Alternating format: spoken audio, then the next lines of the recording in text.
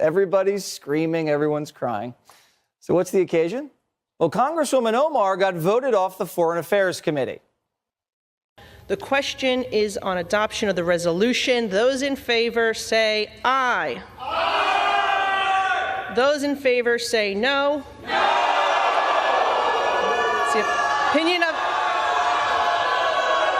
It's the opinion of the chair that the ayes have it and the resolution is agreed to. And without objection, the motion to reconsider is laid on the table. Does that remind you of anything?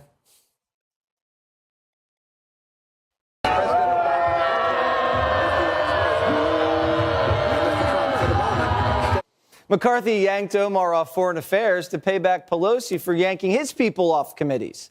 He didn't want to do it, doesn't think it's right, but he had to do it. You can't let Democrats boot your boys off committees and turn the other cheek. What's good for the goose is good for the gander.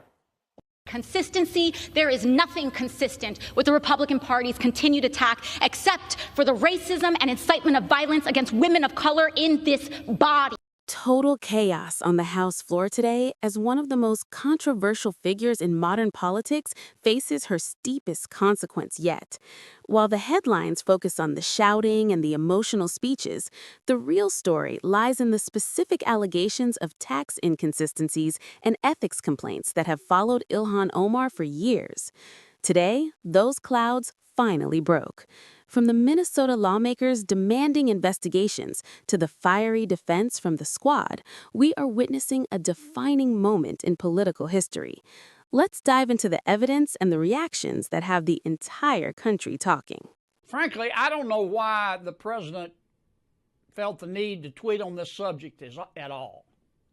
You know, when you argue with a fool, you just prove there are two.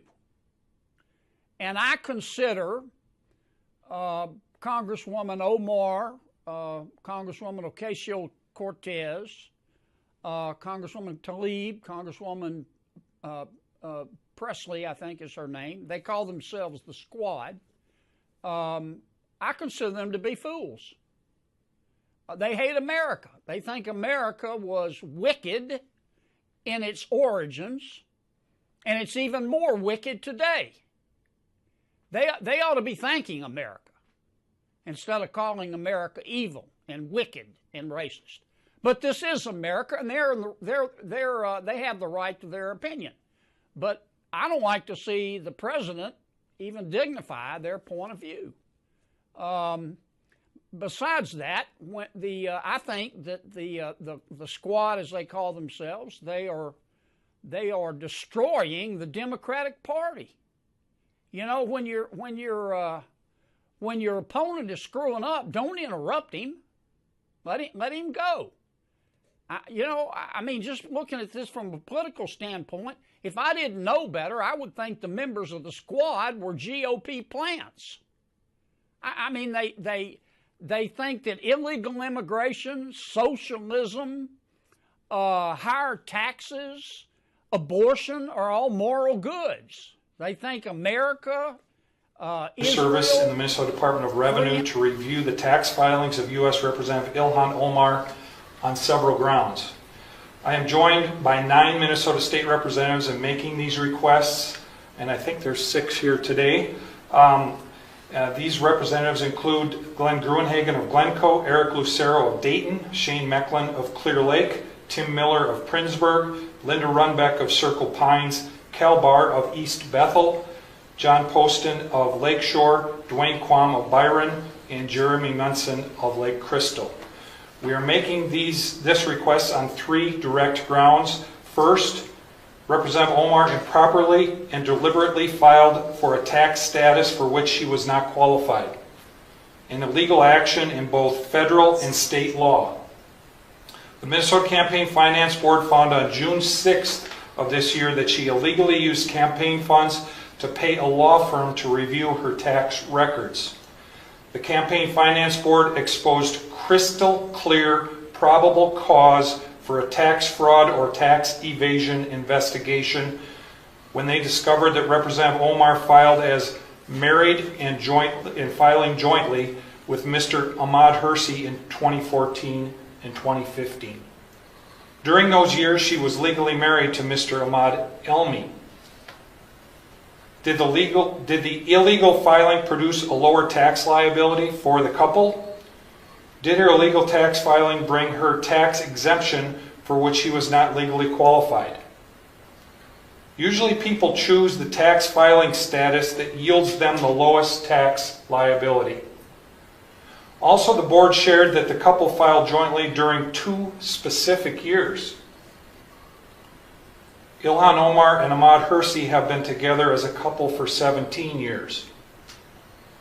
Given her record of crimes and violations of so many laws, it may be worth evaluating her claims of status in those other years as well. Second, Representative Omar lived together simultaneously with her first and second husbands at the same addresses in Minnesota and North Dakota in 2009 through 2011.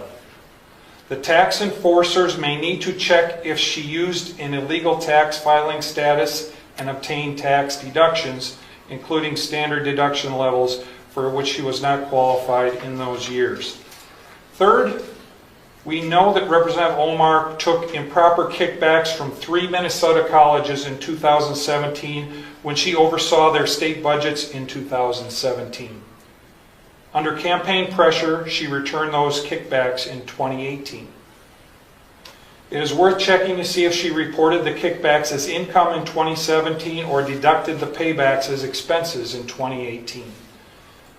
5 grounds for an investigation include corruption in public office and tax evasions on grounds of illegal filing status, improper deductions, concealed income from kickbacks, and improper claims for expenses. We are also aware of Representative Omar's pattern of improper conduct. She has been fined by the Campaign Finance Board for diverting campaign funds for an unpermitted political trip to Orlando. She has been directed to pay back her expenses for uncovered political trips to Boston, New York, Philadelphia, Chicago, Florida, and Washington, D.C. She has been punished for conversion of campaign funds to pay for personal legal and accounting services. She has flouted laws regarding the filing of her personal financial data in a way that distorted the political campaign process. On June 25th, I asked my I had a member of the Republican caucus threaten my life, and you all and the Republican caucus rewarded him with one of the most prestigious committee assignments in this Congress. This is about targeting women of color in the United States of America. Don't tell me, because I didn't get a single apology when my life was threatened. Thank you. Republicans are waging a blatantly Islamophobic and racist attack on Congresswoman Omar. And I've said it before, I will say it again. The white supremacy happening is unbelievable. This is despicable. This is just a bunch of racist gaslighting. Could it be the way that she looks? Time is expired. Could it be her religious practices? This clearly isn't about what Ilhan Omar said as much as who she is. Being a smart, outspoken black woman of a Muslim faith is apparently the issue. The GOP is now doing what it is best at, weaponizing hate against a black, beautiful Muslim woman. They turn Congress into a place of fear-mongering hate. It is so painful to watch who you all are, really. The gentlewoman's time has expired. Omar will not be silenced.